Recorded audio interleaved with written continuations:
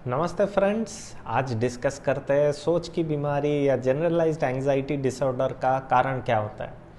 तो मेरा नाम डॉक्टर कीर्ति अनुराग है। मैं एक सीनियर कंसल्टेंट साइकेट्रिस्ट हूँ, एक डी एडिक्शन स्पेशलिस्ट हूँ और साथ ही साथ एक सेक्सुअल डिसऑर्डर स्पेशलिस्ट हूँ।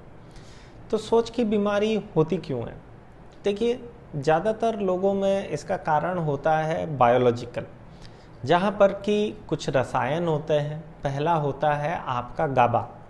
गाबा की मात्रा जब शरीर में घट जाती है उसकी वजह से हो सकता है ये मुश्किल।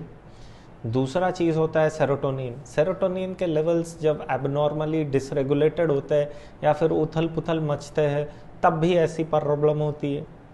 और ये दोनों को छोड़ के सेरोटोनिन रिसेप्टर्स में भी अगर एबनॉर्मलिटी होती है तब भी ऐसी प्रॉब्लम का सामना करना पड़ सकता है। अब इसे छोड़ के क्या होता है, फैमिली हिस्ट्री या फिर जिस एनवायरनमेंट में वो बड़े हैं तो उन चीज़ों में भी दिक्कत होने की वजह से जनरलाइज्ड एंजाइटी डिसऑर्डर होता है। तो समझते हैं उस चीज़ को। जिन व्यक्ति विशेषों को उनके मम्मी पापा ने बहुत ही कंजर्वेटिव एनवायरनमेंट में बड़ा किया है, बाहर जाने नहीं दिया है, हर काम में उनको टोका है, सारा काम मम्मी पापों ने उनका स्ट्रिक्टली मॉनिटर किया है, इसको छोड़ के सिर्फ पढ़ाई पे ही ध्यान देने को बोला गया है, ज़िंदगी में दुनियादारी सीखी ही नहीं है इन लोगों ने। तो जब ये बड़े हो जाते हैं या फिर मम्मी पापा गुजर जाते हैं, इनको ये सारा चीज़ करना पड़ता है, या फिर प्रोफेशनल लाइफ में रेस्पॉन्सिबिलिटी या जिम्मेदारी लेना पड़ता है, या फिर जब शादी हो जाती है तब जिम्मेदारी लेना पड़ता है। तो उस समय पे इन व्यक्ति विशेषों को हो जाता है जनरलाइज्ड एंजाइटी, क्योंकि इन्हें समझ में नहीं आता है चीज़ें करे कैसे। अचानक से बहुत सारी चीज़ें सीखना पड़ता है, बहुत सारी चीज़ें करना पड़ता है जो मम्मी पापा करते थे, लेकिन अभी इन्हें खुद करना पड़ता है। तो उसकी वजह से चलता है सोच का दिक्कत या पैथोलॉजिकल वरिंग, या फिर पैथोलॉजिकली ये ज़्यादा सोचते हैं और बहुत ज़्यादा चिंता करते हैं। इसको छोड़ के आता है फैमिली हिस्ट्री में जेनेटिक्स। अगर मम्मी पापा लोगों को ये बीमारी रहती है तब बच्चों को भी ये बीमारी होने की संभावना बहुत ज़्यादा होती है। अब इन चीज़ों को छोड़ के अगर आप कोई ट्रॉमेटिक एक्सपीरियंस से गुजरे हो, जहाँ पर आपने किसी को देखा है आपके सामने मर जाना या एक्सीडेंट होना, उसके बाद से भी हर चीज़ में आपको थोड़ा बहुत ओवर थिंकिंग हो जाता है। तो जो लोग वार से आए हैं या फिर कहीं गए थे जहाँ पर किडनैप हो गया है, उसके बाद भी जनरलाइज्ड एंजाइटी होने की संभावना बढ़ जाती है।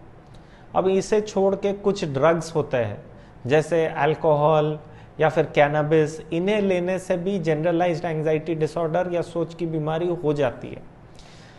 अब कितना कॉमन है ये प्रॉब्लम ये समझते हैं। तो देखिए, आपके पॉपुलेशन में 0.5% लोगों को ये बीमारी है, तो 0.5% दिखता ज़्यादा नहीं बड़ा है लेकिन है बहुत कॉमन। इसका मतलब क्या है, अगर हम 100 लोग आपके आसपास से लेते हैं उनमें से 0.5% लोगों को जनरलाइज्ड एंजाइटी है, या फिर अगर हम 200 लोगों को लेते हैं आपके आसपास से तो उनमें से एक व्यक्ति को जनरलाइज्ड एंजाइटी डिसऑर्डर है।